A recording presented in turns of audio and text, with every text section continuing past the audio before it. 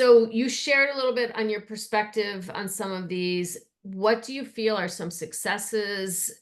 Where might some of these initiatives go next? You know? Oh, like our like Me Too, Yeah, me too. diversifying the Oscars so white. Intimacy coordinators, some of these things. Intimacy coordination, yes, and your work in that is phenomenal, by the way. And I'm going to share that with the grad students, and maybe because we're developing an MFA um, in film and television here. What? Tell me, can you just quickly state that again? What? Oh, what are some of the successes? Mm, Where do you feel some of these initiatives could go next? Or also what kinds of support might be needed for these initiatives to be meaningful? So you're talking about your students getting, God, jobs that are yeah, the better. diversity pipelines and programs. I've not seen some opportunities still require money, to like, great. So my student can get an internship on John Oliver, but they have to live in New York City. This is a kid from rural Tennessee, who's coming with no resources. It would be great to have like grant programs, and maybe there are, and I just don't know about them.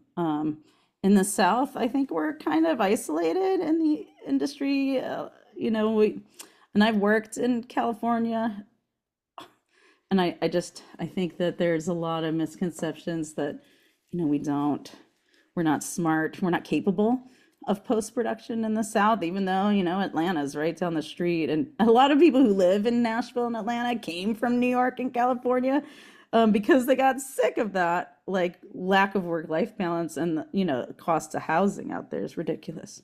Yeah. Um, so I don't know, like, there are great opportunities for students now that there's an awareness that our storytelling has been dominated by cis white men for so long. And I think really the studies coming out of the USC Annenberg Foundation, or it a foundation? I don't know, or institute.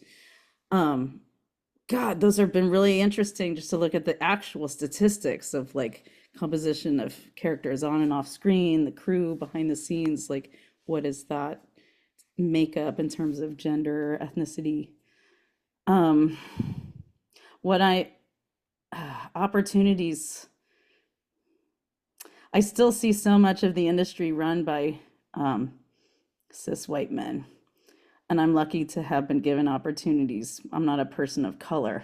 They couldn't tell that I'm gay by looking at me. But once they did find out I was gay, like, also there was there's weird stuff happening in the industry around that. Like, I'm on an all male crew, and they're like, "What do you think about her?" I'm like, oh, like, it's not comfortable when you're the only one in a room that's not the same, time after time after time. So I don't know. I think what I've done, and I encourage my students to do it, is just like make your work, make stories that you want to make. And even, if it's not good right now, if you have a great idea and you build an audience, you can get, Actually the only one. You know, right. I teach Yeah. film class and I'll get a couple of guys in there every semester and I'm always like, good for you. Like, Yeah. you look at it as a film history class that's about the women filmmakers, but you're still going to learn a lot of film history too. And you're not going to think about, like, I had this one guy, he just went off on love and basketball Oh, cool. because he loved it. And he's like, I never knew this about the film. And it was Yeah. great. He's a basketball player. And it's just, I don't Hey. know, it's just great, you know? Oh, women directed that. Cool. Wrote it and directed it. That's amazing. Like, who Um, knew? I mean, who yeah. knew? Who knew? But yeah. So